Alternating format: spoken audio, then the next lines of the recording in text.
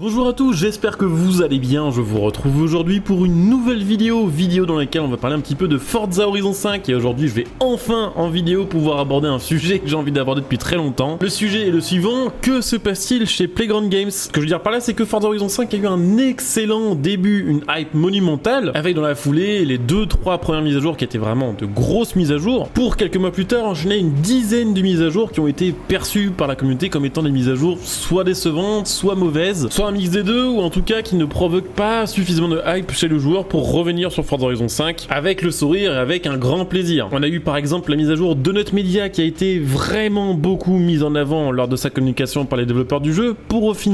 n'être qu'au final une simple mise à jour assez banale, n'apportant que très peu de nouveautés, et puis évidemment la mise à jour des 10 ans de Forza Horizon qui a été teasée par les développeurs du jeu comme étant la plus grosse mise à jour de Forza Horizon et qui était au final extrêmement décevante et globalement une des moins bonnes mises à jour de Forza Horizon 5. Et puis une dernière pour la route, pour vous donner un petit exemple, la mise à jour de l'été dernier qui ajoutait 10 fois le même véhicule, le Extreme E. C'est vrai qu'après toutes ces mises à jour assez décevantes, certains ont commencé à s'inquiéter de la suite de Forza Horizon 5, des prochains contenus, en se demandant si avec l'arrivée de Forza Motorsport 8, et parce que les développeurs de Playground Games sont aussi occupés sur Forza Horizon 6 et le prochain Fable, eh bien ils n'auraient pas tout simplement jeté l'éponge à propos du suivi de Forza Horizon 5. Je partageais globalement ces inquiétudes jusqu'à la mise à jour 19, qui ajoutait de nouveaux kits carrosserie, mais également deux Cadillacs qui ont été beaucoup appréciée par la communauté, la Rimac Nevera qui a été vraiment appréciée du côté des Américains, et également la Lexus LC500. En plus, cette mise à jour sortait plus ou moins en même temps que la mise à jour Rally Adventure qui ajoutait pour tous les joueurs le système d'anti-lag ainsi qu'une nouvelle customisation de pneus. C'est une mise à jour qui avait été très appréciée par la communauté. Évidemment, à ce moment-là, on s'est dit bon bah si la mise à jour 19 est une bonne mise à jour, probablement que la 20 sera à chier. Alors que la mise à jour 20 a été clairement une bonne mise à jour. Ils ont ajouté la Lamborghini STO, deux Porsche qui étaient très attendus par la communauté et bien sûr la Audi RS6 de 2021. En plus de ça, il y avait une modification de map avec le NASCAR qui a plu la communauté. Bon là, clairement, on s'est dit, allez, c'est un coup de bol, deux matchs d'affilée, vraiment cool. La troisième va être vraiment nulle pour compenser. Eh bien, je trouve qu'objectivement, non. Alors, la mise à jour numéro 21 plaira, je pense, un peu moins à la communauté française globalement, parce qu'il y a très peu de voitures orientées Europe, mais il y a quand même 6 vrais nouveaux véhicules ajoutés sur Forza, dont le Cupra Formentor, mais le reste est vraiment centré plutôt pour la communauté américaine, ainsi qu'un rework du mode photo et des nouveaux props pour l'Event Lab, qui fait que cette mise à jour est globalement dans les bonnes mises à jour de Forza Horizon 5. Je crois que c'est même littéralement la première mise à jour de Forza Horizon 5 sur laquelle on a autant de nouveaux véhicules ajoutés qui sont de vrais nouveaux ajouts sur Forza et pas des retours d'anciens Forza Motorsport ou Horizon. Et c'est avec cet enchaînement de mises à jour qu'on voit vraiment un énorme qualité entre ces 3 mises à jour et les 10 mises à jour précédentes. Dans cette vidéo, on va essayer d'expliquer un petit peu le pourquoi du comment, qu'est-ce qui a changé chez Playground Games pour que tout à coup la qualité des mises à jour change du tout au tout et redevienne vraiment plus intéressante qu'avant. Évidemment, je vous invite comme d'habitude à me donner un petit peu vos avis là-dessus en commentaire si vous avez déjà votre petite idée ou si une des raisons évoquées dans cette vidéo vous paraît être la raison majeure, n'hésitez pas à le dire en commentaire, ça aide au référencement, ça me permet de voir un peu plus clair ce que la communauté pense de Forza Horizon 5. N'hésitez pas aussi par la même occasion à laisser le petit like et à vous abonner pour les prochains contenus, là aussi ça fait plaisir et ça aide au référencement. Je ne dis pas détenir la vérité, je ne dis pas qu'une des raisons évoquées dans cette vidéo est vraiment la raison spécifique qui fait que tout a changé du tout au tout, mais il y a forcément quelque chose qui a changé vu la différence entre les mises à jour de maintenant et les mises à jour d'il y a 6 mois. Première possibilité qui me paraît déjà tout à fait crédible, vous le savez probablement déjà, mais le studio Playground Games de base ne travaille que sur les Forza Horizon, sauf qu'il y a quelques mois, Microsoft leur a confié le développement du jeu Fable. C'est un jeu RPG qui n'a rien à voir avec Forza Horizon, et les développeurs de chez Playground Games n'ont pas choisi la méthode facile pour le faire, puisqu'ils ont décidé d'utiliser le même moteur, c'est-à-dire le Forza Tech réalisé exprès pour Forza, pour développer Fable. Alors ça pouvait sembler être une bonne idée au début, puisqu'ils connaissent déjà très bien ce moteur, sauf que c'est un moteur qui est absolument pas fait pour faire des RPG, et ça a rendu le développement de Fable extrêmement compliqué. Rajoutez à ça le fait que Microsoft fout en général une grosse pression à ses studios, et vous tenez un jeu très difficile à développer, sur lequel le retard s'accumule, sur lequel Playground Games a dû engager de plus en plus de ressources. Or, depuis quelques mois, on sait que les développeurs ont réussi à rattraper leur retard et que le nouveau Fable s'approche de son stade de développement final, ce qui veut peut-être dire qu'une partie de l'équipe de Playground Games qui bossait sur Fable a pu revenir sur le développement de Forza Horizon 5, qui peut avoir vraiment amélioré la qualité des mises à jour. Notez qu'en plus de ça, on sait que Playground Games travaille également en partenariat avec Turn 10, qui est le studio qui développe Forza Motorsport. On sait que le prochain Motorsport a également pris du retard, notamment parce qu'au début il était prévu qu'il sorte en 2022, puis au printemps 2023, puis maintenant juste en 2023, et qu'il est tout à fait possible qu'une partie des développeurs de Playground Games ait été allouée au développement de Forza Motorsport pour essayer de rattraper un petit peu le retard en travaillant main dans la main avec Turn 10. Notez qu'en plus de ça, Forza Horizon 6 est déjà en développement dans le même studio, ce qui fait qu'actuellement Playground Games travaille sur Forza Horizon 5 pour le suivi, sur Forza Horizon 6 pour son développement, sur Fable et peut-être même sur Forza Motorsport. Donc forcément, si si des gros projets comme Fable et Forza Motorsport arrivent à se concrétiser et que les développeurs se retrouvent plus concentrés sur le suivi de Forza Horizon 5 et le développement de Forza Horizon 6, ça ne peut jouer qu'en la faveur de ces deux jeux. Autre possibilité, la concurrence. Il est vrai qu'au moment où Forza Horizon 5 est sorti, ça faisait un moment qu'on n'avait pas eu de nouveaux gros jeux de course AAA. Alors juste après lui, il y a Need for Speed Unbound qui est sorti, mais qui est un petit peu floppé et qui clairement n'a pas inquiété, je pense, la cote de popularité d'un Forza Horizon. Mais depuis plusieurs mois, on commence à entendre parler d'autres gros jeux qui vont arriver, qui sont plus ou moins sur le secteur de Forza Horizon, c'est-à-dire du jeu de course open world, semi-réaliste. Il y a déjà The Crew qui arrive avec The Crew 3 Motorfest, on ne sait pas précisément quand est-ce qu'il sortira, mais c'est en tout cas un concurrent sérieux pour Forza Horizon. N'en déplaise à certains qui diront que The Crew graphiquement et côté physique c'est en dessous d'un Forza Horizon. Le fait est que les jeux The Crew se rattrapent sur d'autres éléments qui sont complètement absents de Forza Horizon et qui savent séduire une partie de la communauté des joueurs de jeux de course open world, comme par exemple la customisation qui est bien plus poussée sur The Crew, que ce soit pour l'intérieur ou l'extérieur des véhicules, mais également le fait que sur The Crew on a la possibilité de conduire d'autres types de véhicules que simplement des voitures. On a en plus de ça le retour de la série Test Drive Solar Crown. C'est vrai qu'au début pas grand monde croyait à ce projet, mais maintenant qu'il y a régulièrement des news sur le jeu, on sent vraiment qu'il y a une grosse hype sur ce jeu là et que surtout il y a une bonne partie des anciens joueurs de Forza Horizon qui sont un petit peu lassés par la direction d'Horizon 4 et Horizon 5, qui se disent prêts clairement à délaisser Forza Horizon 5 au profit de Test Drive Solar Crown si le jeu est meilleur. Ajoutez à ça toute une série de projets de jeux de course indépendants open world annoncés depuis à peu près 2 ans, dont je vous parle régulièrement en vidéo, que ce soit Night Runner, Stoga Attack, Apex Point ou JDM par exemple, qui même si pour l'instant ne sont pas encore développés, sont clairement des jeux sur lesquels il y a une grosse hype parce qu'ils veulent proposer quelque chose que Forza Horizon ne propose pas, avec un côté plus réaliste, un côté plus nerd. En tant que ces projets avancent très bien, notamment Apex Point et JDM, qui ont très régulièrement des grosses mises à jour et sur lesquelles il y a une vraie hype, bah ça fait beaucoup de nouveaux concurrents sur Forza Horizon et clairement ça peut avoir un impact sur Forza Horizon puisque bah s'ils veulent garder toute leur fanbase et optimiser leurs chances d'être vraiment un jeu qui sera toujours au sommet de la chaîne alimentaire des jeux de course open world, bah ils ont pas le choix d'ajouter des choses attendues par la communauté, même si ça demande plus de boulot qu'une mage lambda. Autre possibilité, vous le savez déjà probablement puisque j'en ai déjà parlé dans d'autres vidéos, mais Mike Brown, l'ancien directeur créatif de Forza Horizon 5, a quitté le studio Playground Games avec une bonne partie d'anciens développeurs seniors de chez Playground Games pour aller fonder une nouvelle boîte qui s'appelle Maverick. On ne sait pas vraiment la raison pour laquelle Mike Brown est parti, puisqu'il explique officiellement avoir tout simplement eu envie de voir autre chose, de proposer d'autres projets que Forza Horizon. Mais on peut se dire que son départ a eu un impact sur le développement de Forza Horizon 5, déjà parce que bah, quand il y a plusieurs membres importants d'une équipe, notamment quand on parle du directeur créatif qui est celui qui prend toutes les décisions importantes liées au jeu, au gameplay, à son contenu, à ses fonctionnalités, s'il existait des tensions entre lui et d'autres personnes de chez Playground Games, c'est tout à fait possible que ça ait ralenti certains projets, l'ajout de certaines fonctionnalités, de certaines voitures, et que ça ait nuit au final à la qualité des mises à jour. Pour ne pas tout lui mettre sur le dos et ne pas dire que depuis que Mike Brown est parti tout va mieux, je rappelle quand même que Mike Brown a fait énormément pour Forza Horizon 4 et pour Forza Horizon 5 et qu'une grande partie des bonnes décisions de Forza Horizon 4 et de Forza Horizon 5 semblent avoir été prises par Mike Brown. Mais si on en arrive à quitter le studio dans lequel on est, qui est pourtant un gros studio, qui a son avenir assuré parce qu'il appartient à Xbox et à Microsoft, c'est probablement parce qu'il y a des raisons, et les raisons peuvent être des tensions et une vision différente d'une licence comme Forza Horizon, ce qui peut sur le long terme lui nuire. Il est tout à fait possible que la communauté ait eu un énorme impact sur le développement de Forza Horizon 5 et de son suivi. On le sait, et d'ailleurs dans le dernier live, Torben, un des développeurs principaux de chez Playground Games, l'a rappelé, il regarde beaucoup le retour de la communauté par rapport à telle ou telle mise à jour, que ce soit en bien ou en mal. Il est donc possible qu'après avoir vu qu'une bonne partie des joueurs ne relançaient que moins souvent Forza Horizon 5 aux alentours de la mise à jour 10 jusqu'à la mise à jour 18, et après avoir vu beaucoup de retours négatifs, Microsoft et Playground Games se sont peut-être tout à coup simplement sorti les doigts du fiac et ont décidé de enfin écouter les retours de la communauté et les envies de la communauté pour proposer quelque chose qui plaît à la communauté. Alors c'est aussi probablement grâce à des forums comme le forum qui est maintenant mis en place sur Forza Horizon, qui permet de faire des suggestions avec des systèmes de vote qui étaient absents jusqu'à il n'y a pas si longtemps que ça, et qui permet peut-être aussi maintenant d'avoir une vision plus claire pour les développeurs de ce qui est vraiment demandé par la communauté, plutôt que d'avoir un forum où c'est le giga bordel et où ça part dans tous les sens. Pour terminer, j'aimerais évoquer aussi la théorie qui est que peut-être tout est prévu depuis le début de Forza Horizon 5. Pour être tout à fait honnête avec vous, je pense pas que les développeurs d'un jeu comme Forza Horizon 5 et des gens qui sont aussi fat que ceux qui bossent chez Playground Games, je ne pense pas que pour eux ils prévoient les mises à jour d'un mois à l'autre seulement. Je pense qu'ils ont au moins un visu de 6 à 7 mois sur les prochaines mises à jour qui arrivent sur le jeu, voire même d'un an. Et il est tout à fait possible que les différentes mises à jour qui sont sorties récemment aient été gardées pour cette période précise de l'année, donc on va dire le printemps et le début de l'été 2023, pour essayer de faire remonter la hype à fond sur Forza Horizon, pour essayer aussi de la faire monter sur Forza Motorsport. On sait que dans quelques semaines ça va être les conférences Xbox, où normalement si tout se passe bien on aura des news sur Forza Motorsport, et il est tout à fait possible qu'en faisant remonter la hype sur Forza Horizon, ça fasse remonter également la hype sur Forza Motorsport. Il est donc tout à fait possible que ce planning et ce créneau scénarios étaient décidés en avance et ne doivent rien ni au hasard, ni au départ de Mike Brown, ni à la communauté, ni à la concurrence, ni au fait que Playground Games travaille sur plusieurs jeux en même temps. En tout cas, c'est vraiment cool de voir que ces derniers temps, les joueurs reviennent un petit peu sur Forza Horizon. Alors des fois, c'est pas longtemps, des fois c'est que le jeudi pour débloquer de nouvelles voitures, mais je vois clairement que depuis 3 mois, un petit vent de renouveau, un petit vent de fraîcheur sur Forza qui est quand même assez agréable, puisqu'un jeu comme celui-ci, quand il y a une telle hype à la sortie, ça fait toujours un peu mal au cœur de le voir perdre en vitesse et de le voir perdre en popularité petit à petit. Quoi qu'il en soit, on peut aussi juste se dire que c'est cool, voilà, on profite des mises à jour, qu'elles sont gratuites, quand c'est bien,